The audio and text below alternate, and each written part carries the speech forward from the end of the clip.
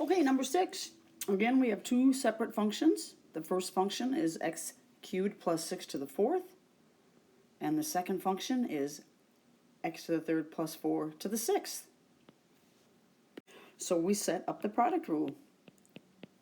The first function as is x to the 3rd plus 6 to the 4th. All right, for D2, we need a chain rule. So the derivative of the outside is something to the 6th, or the outside function is something to the 6th. So the derivative is 6 times something to the 5th.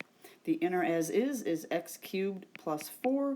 The derivative of the inner is 3x squared. So that's a mouthful. Here again is the first function as is. This whole thing here is the derivative of the second function. All right, then we have plus.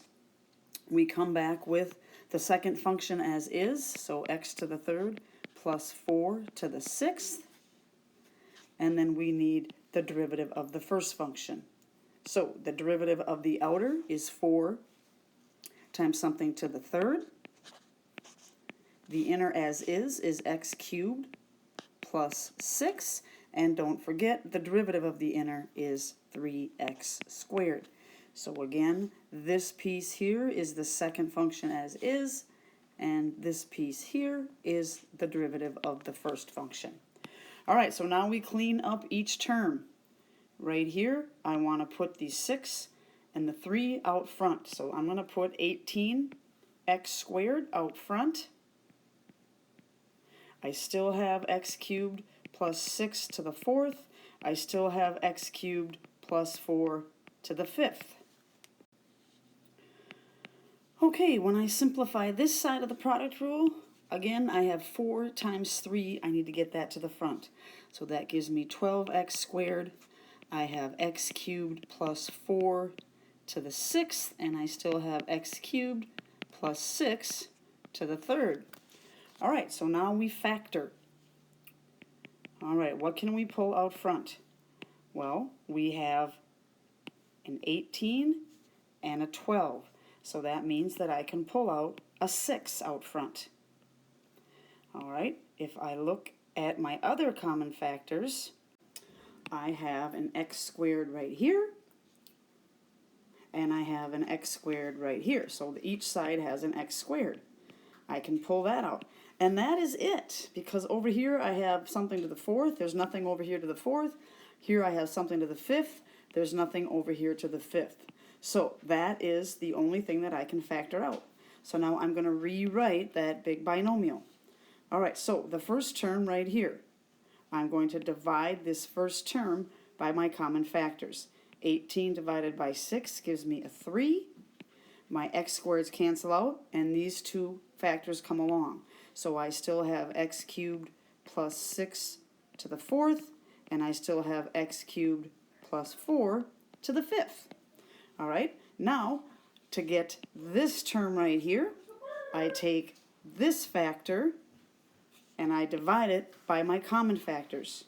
So 12 divided by that 6 gives me a 2 out front here. My x squareds are going to cancel, and I still have these factors left here. So I have x cubed plus 4 to the 6th, and I need a little bit more room here. Erase that parentheses. And then I finally have that x cubed plus 6 to the 3rd. All right, so there is my final answer. That is as far as you need to go. What a mess, huh? Okay, number 7. You want to recognize that this definitely needs a product rule because you have two variables. That's your first hint. So we are multiplying two separate functions together. 7 times the cosine of 2t is our first function. The sine of 6t is our second function. Two separate functions multiplied together. For the first function, to take the derivative of it, that's a composite function, so you're going to need a chain rule for D1. The second function, that's also a composite function, so when it comes time to take the derivative of the second function, that is also going to be a chain rule. So let's set it up. V prime, the product rule, sing the song, 1d2 plus 2d1. So we need the first function as is, 7 cosine of 2t. For the derivative of the second function, we need a chain rule. The derivative of the outer function sine is cosine, blank set of parentheses. The inner as is 6t, and don't forget the derivative of the inner is 6. So this piece here is 1, this piece here is d2. All right, there is always a plus sign in the middle of your product rule. Then we come back with the second function as is, the sine of 6t, and now we need the derivative of the first function. So that 7 comes along for the ride. The derivative of the outside function cosine is negative sine, blank set of parentheses. The inner as is 2t, and don't forget the derivative of the inner is 2. So this piece here is the first function as is, the second function as is, excuse me, and this piece here is d1, the derivative of the first. So there is setting up the product rule. Now the next thing we want to do is we want to simplify each term. All right, so that just means to the left and to the right of the plus sign, you get those numbers out front. And it's going to look like this. Right here, we have a 7 and a 6. So we put that out front of the first term, 42. We still have a cosine of 2t and a cosine of 6t. Cosine of 6t and a cosine of, excuse me, that was 2t. Typo. Everything looks the same sometimes. All right, and then the second term over here, hey, we have a negative 1, we have a 7, and we have a 2. So that is going to give us a negative here instead of a positive. So that is going to be negative 14, and we still have a sine of 6t, and we still have a sine of 2t. All right, so again, think of that as one binomial. You've got this term plus this term. Is there anything that we can factor out? There is a common factor right here between 42 and 14. We can factor out a 14. So that's your next step. We just factor each term. So v prime, we put that common factor out front, 14, and now we just divide each term by 14. All right, if I divide this term by 14, 42 divided by 14 gives us a 3 out front. We still have a cosine of 2t, and we still have a cosine of 6t right there. Okay, if I divide this second term by 14, the 14's cancel out, and I just have sine of 6t and sine of 2t left. Sine of 6t and sine of 2t. And there you have it. There is your final best simplified factored answer.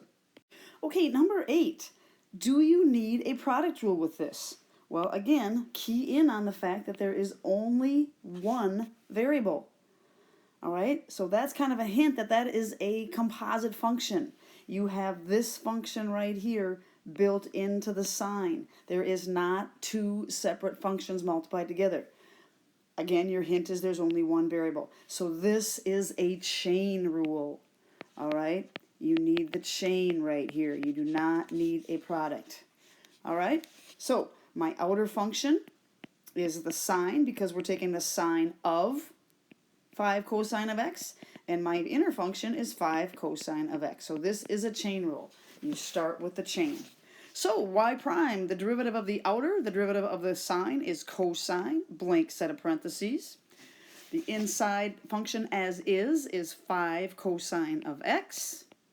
And don't forget, the derivative of the inner is the 5 comes along for the ride, and the derivative of cosine is negative sine of x. So let's label the parts. This here is the derivative of the outer. This here is the inner function as is. And this right here, that is the derivative of the inner function. All three parts. Now simplify it. Well, we've got to put that 5 and that negative 1 out front. So negative 5 sine of x, and then we still have the cosine of 5 cosine of x. So there you go. So that one we put in there just to help you understand, hey, when do I start with a product? When do I start with a chain? Okay, number 10, hey, instead of multiplying two separate functions together, check it out. We have 3 separate functions. 3x to the 5th is our first function, x squared minus 4 is our second function, and the cosine of 10x is our third function. Okay, so when there's 3 functions, you follow the same rule as you do for 2 functions. So it's going to look like this. To take the derivative, you need the derivative of the first function times the second function as is times the third function as is. Then there's a plus sign. Now you need the first function as is times the derivative of the second times the third function as is. Hopefully you see a pattern. And then you need a plus sign again, and now you need the first function as is times the second function as is times the derivative of the third. So you just have those 3 terms. It's kind of that same pattern. All right, so and when there's 3 functions, we're not going to do it that much, but just set it up. You do not have to simplify. So the derivative of the first function, this is going to be a power rule. Okay, so that's just 15x to the 4th. All right, we still need x squared minus 4, the second function as is, and the cosine of 10x, the third function as is. All right, so if we label our parts, this right here is d1, this is the second function as is, this is the third function as is. There's our first term. Now we go to the second term. Right here, we need the first function as is, which is 3x to the 5th. Now we need the derivative of the second. This is just power rules here, all right? It's just 2 separate terms. There's no outer and inner function. So the derivative of x squared is 2x, and the derivative of negative 4 is just 0. So this right here, you guys, is the first function as is. This is d2, and now, of course, we need the third function as is times the cosine of 10x. All right, so there is our second term. All right, hopefully you're seeing a pattern. And now we go to our third term. All right, so right here, we need the first and the second function as is. So 3x to the 5th times x squared minus 4. All right, so if we're labeling our parts, this is the first function as is, this is the second function as is. Now we need the derivative of the third. That, of course, is going to be a chain rule. That is a composite function. So the derivative of the cosine here is negative sign, blank set of parentheses. The inner as is 10x, and the derivative of the inner is 10. So this whole thing is the derivative of the third. And that is how you do a product rule for 3 functions. You do not have to simplify. All right, d2 or 1, the derivative of the first times the second times the third, plus the first times the derivative of the second times the third, plus the first times the second times the derivative of the third. All right, thanks, calculus.